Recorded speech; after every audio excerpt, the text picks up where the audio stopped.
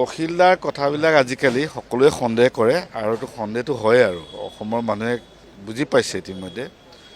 আৰু অখিল গগৈ ডাঙৰীয়াই গৌৰৱ গগৈৰ বিষয়ে যিটো কথা কৈছে আমি কৈছোঁ যে Gaurav Gogoi one of the honest politician in the country ভাৰতবৰ্ষৰ এজন সকলোতকৈ ভাল অনেষ্ট পলিটিচিয়ান আৰু ভৱিষ্যত থকা ৰাজনীতিবিদ আৰু তেখেতক ডেমেজ কৰিবৰ কাৰণে বহুত ষড়যন্ত্ৰ হৈছে এই ষড়যন্ত্ৰৰ এক অংশত অখিলদাও ইয়াত ইনভলভ আছে বিধানসভাত আপুনি লৈ ল'ব বহুত ধুনীয়াকৈ কম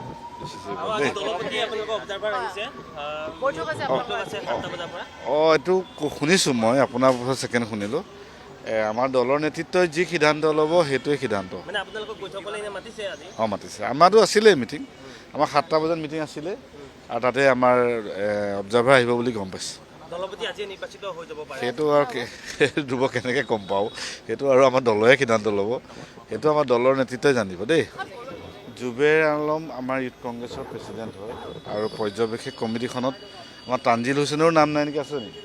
আমাৰ তানজিল হুছেইন আমাৰ NSYFে জিকিছে জুবেৰ আলম ইউথ কংগ্ৰেছৰ পৰা জিকিছে আৰু সেইটো হ'ল আমাৰ এটা অৰ্গেনাইজেশ্যন আমাৰ ফ্ৰণ্টেল অৰ্গেনাইজেশ্যন বুলি কয় আৰু তাত জুবেৰ আলম এটা আমাৰ ইউথ কংগ্ৰেছৰ সভাপতি আৰু তেখেত আমাৰ প্ৰদেশ কংগ্ৰেছৰ সভাপতিয়ে যিসকল প্ৰদেশ কংগ্ৰেছৰ বিষয়ববীয়া তেখেতলোককে পৰ্যবেক্ষক হিচাপে দিছে আৰু জুবেৰ আলম যিহেতু ইউথ কংগ্ৰেছৰ সভাপতি তেখেতেও ইউথ কংগ্ৰেছৰ অবজাৰ্ভাৰ দিব পাৰে সেইটো দিছে এইটো আপোনালোকে নেৰেটিভটো চেঞ্জ নকৰিব তানজিল হুছেইনৰ নামো নাই কিন্তু আপোনাৰ তানজিল হুছেইনৰ কথাটো কোৱা নাই জুবেৰ আলম প্ৰাসংগিকতাটো আপোনালোকে কৈ থকাৰ কাৰণে আপোনালোকে বেছিকৈ কৈ আছে